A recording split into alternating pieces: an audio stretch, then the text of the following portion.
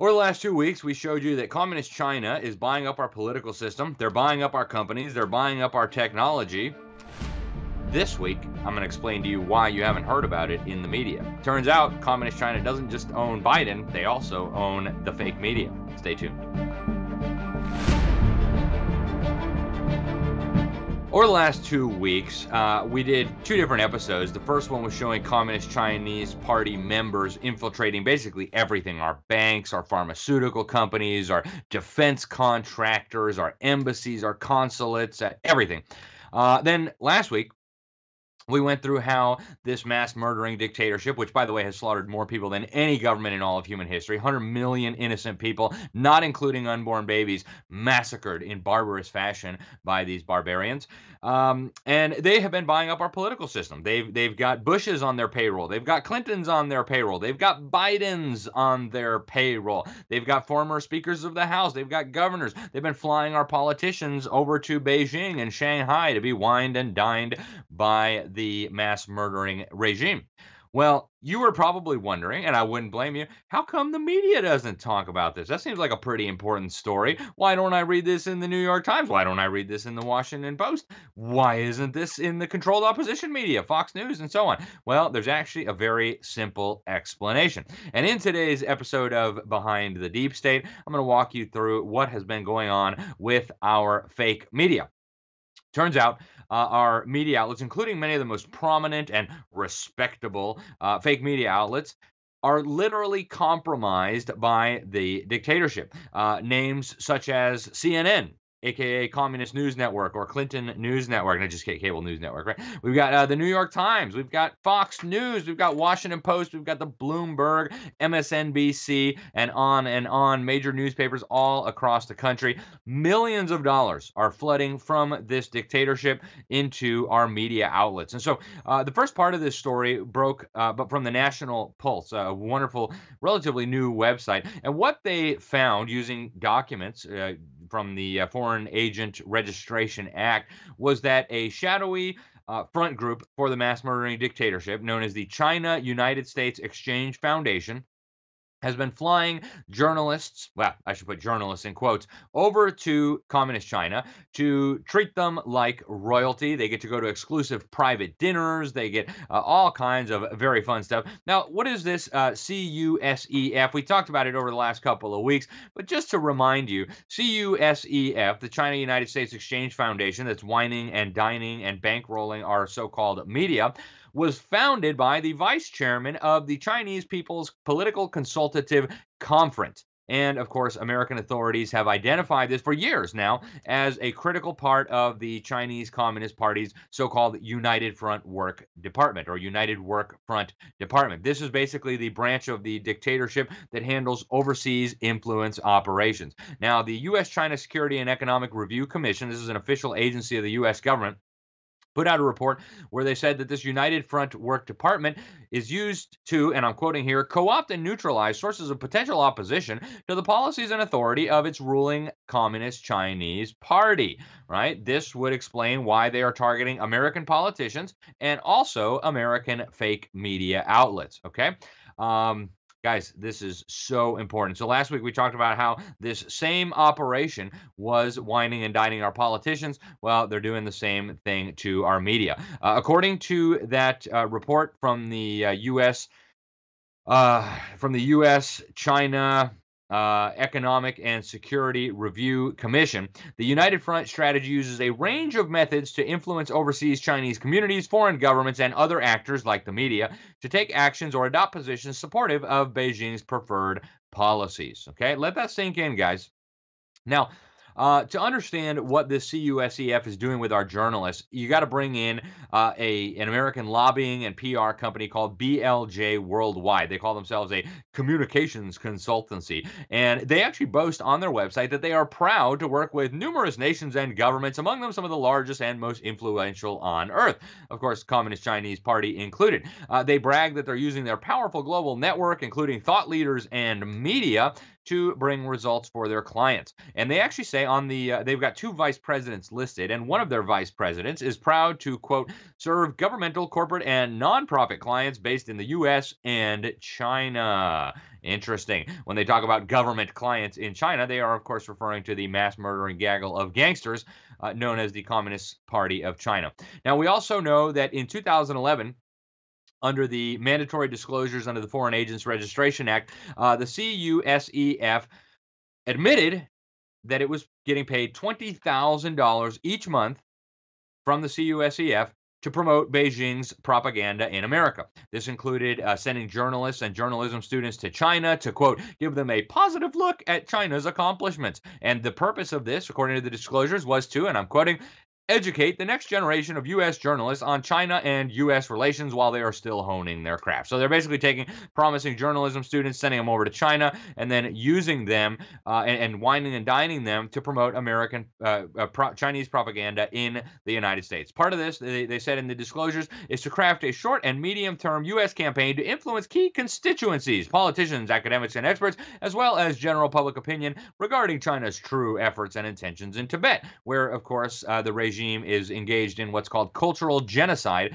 against the people of Tibet. Part of this scheme involved figuring out how leading U.S. textbooks portray the Tibet and China issue, and then using these textbooks to peddle Beijing's talking points to, quote, counter the tide of public discourse. All right.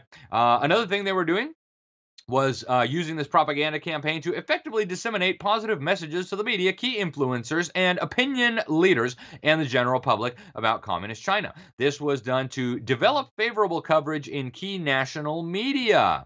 Okay, BLJ, they said they were going to continue to organize and staff familiarization trips to China.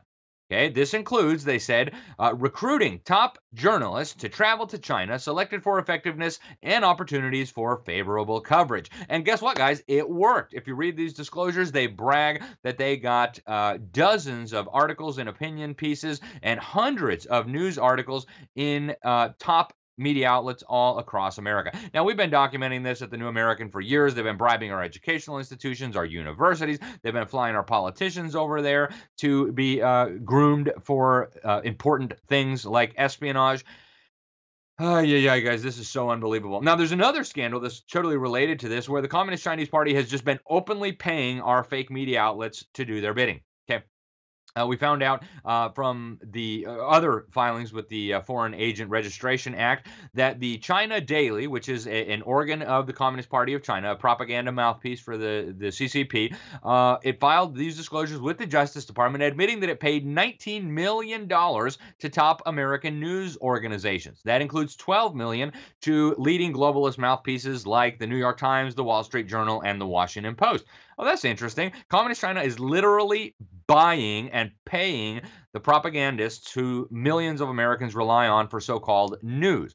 Okay, they gave $2 million just in 2020 to promote CCP propaganda in these newspapers. During the entire Trump administration, $20 million flowed from China Daily, a wholly owned subsidiary of the mass murdering dictatorship, to American media outlets to promote Communist Chinese propaganda. And so what they do is they put these inserts in. It looks almost exactly like an article, and of course the Communist Chinese Party is paying for it. It's called China Watch. And, oh, China is so wonderful. We just want to be friends with everybody. We love America, right? Other newspapers that were receiving Communist Chinese money: Los Angeles Times, the Chicago Tribune, the Boston Globe, the Seattle Times, the Houston Chronicle, and of course Foreign Policy. Okay, this led Judith Bergman at the Gatestone Institute to point out that these are designed to look just like news coverage. And she said this practice does not seem to have caused any sort of actual uproar in those media circles that engage in it. This reticence is odd because so many journalists and editors consider themselves as standing up against racism, ethnic and religious discrimination, and human rights abuses. Taking money from the Chinese Communist regime in exchange for spreading its propaganda would seem to indicate that this stance is simply empty posturing. I could not agree more with Judith Bergman. That's exactly what it indicates. In fact, it proves it. When they whine about social justice and standing up and all the rest of it, it's a bunch of propaganda. It's a bunch of lies, guys. If they really held those moral principles, they might say something about the fact that the Communist Chinese Party has got well over 1 million Muslims in concentration camps in Western China. They might say something about the fact that Christians are being persecuted. They might say something about the fact that Tibet is being subjected to cultural genocide. They might say something about the millions of babies that are being murdered as part of the population control schemes. And yet, not a peep, right? Not a peep. Instead, Trump is the problem. Trump was the problem. Unbelievable, guys, but this is what they're telling us. If you actually go over to the China Watch sections on these newspapers, what you'll see is that the propaganda from the Chinese regime looks just exactly like the news, right? The Wall Street Journal's got a whole China Watch section of its website where it looks just like an article, right? Guys, think about this. Would American media outlets have taken money from the National Socialist regime, Adolf Hitler's regime, before World War II to promote Adolf Hitler's propaganda in America? Probably, right? But it's the same thing, except Hitler murdered millions.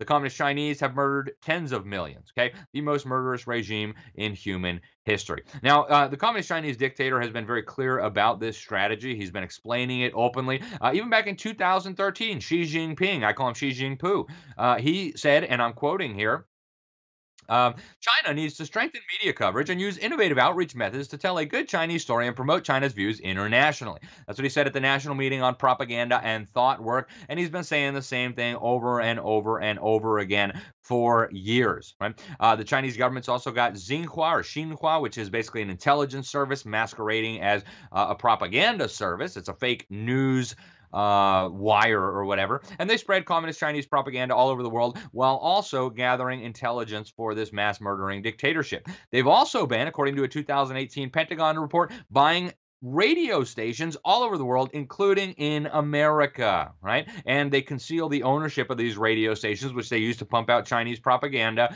by saying, oh, it's a subsidiary, right? Guys, let that sink in. Our media, our politicians, and our businesses are increasingly being bought up by communist China. That is why so many officials from the Trump administration, including Secretary of State Pompeo, including Director of National Intelligence Ratcliffe, explained that communist China is the top enemy of the United States. It is now inside the gates, and it poses an existential threat to our freedom, folks. If we don't get serious, the globalists, allied with the communist Chinese, are going to absolutely destroy the United States as we have known it. They're going to upend our constitutional republic, and that will be the end of freedom as we have known it, guys. It's time to get busy. It's time to expose this. Help us get this video out. Help expose the communist Chinese takeover of our nation. And stay tuned. We'll have much more for you in the weeks and the months ahead. This is Behind the Deep State. I'm Alex Newman. Thanks for watching, and God bless you all.